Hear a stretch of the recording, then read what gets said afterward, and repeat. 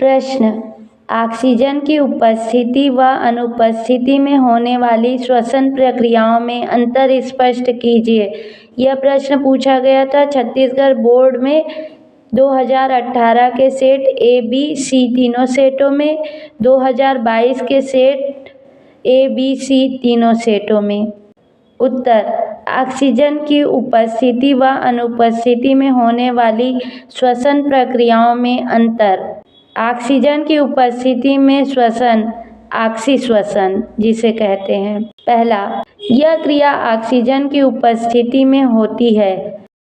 Oxygen की अनुपस्थिति में श्वसन, अनॉक्सीश्वसन। यह क्रिया ऑक्सीजन की अनुपस्थिति में होती है। ऑक्सीजन की उपस्थिति में श्वसन, ऑक्सीश्वसन। इसमें भोज्य पदार्थों का पूर्ण रूप से ऑक्सीकरण होता है। ऑक्सीजन की अनुपस्थिति में श्वसन, अनॉक्सीश्वसन। इसमें भोज्य पदार्थों का पूर्ण रूप से ऑक्सीकरण नहीं होता है। ऑक्सीजन की उपस्थिति में श्वसन, ऑक्सीश्वसन। इस प्रक्रिया का अंतिम उत्पाद कार्बन डाइऑक्साइड और जल है। ऑक्सीजन की अनुपस्थिति में श्वसन, अनॉक्सीश्वसन। इस क्रिया का अंतिम उत्पाद कार्बन डाइऑक्साइड और अल्कोहल या लैक्टिक अम्ल है। ऑक्सीजन की उपस्थिति में श्वसन, ऑक्सीश्वसन। इस क्रिया में ग्लूकोज के 1 ग्राम मोल से 38 एटीपी के अणु प्राप्त होते हैं। ऑक्सीजन की अनुपस्थिति में श्वसन, अनॉक्सीश्वसन।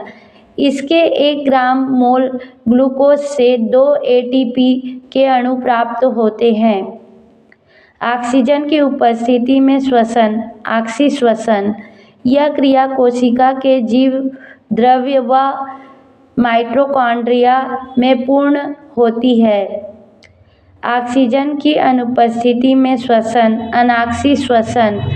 यह क्रिया कोशिका के केवल जीव द्रव्य में होती है। ऑक्सीजन की उपस्थिति में श्वसन, ऑक्सीश्वसन। अधिकांश जीवों में यह क्रिया होती है। ऑक्सीजन की अनुपस्थिति में श्वसन, अनॉक्सीश्वसन।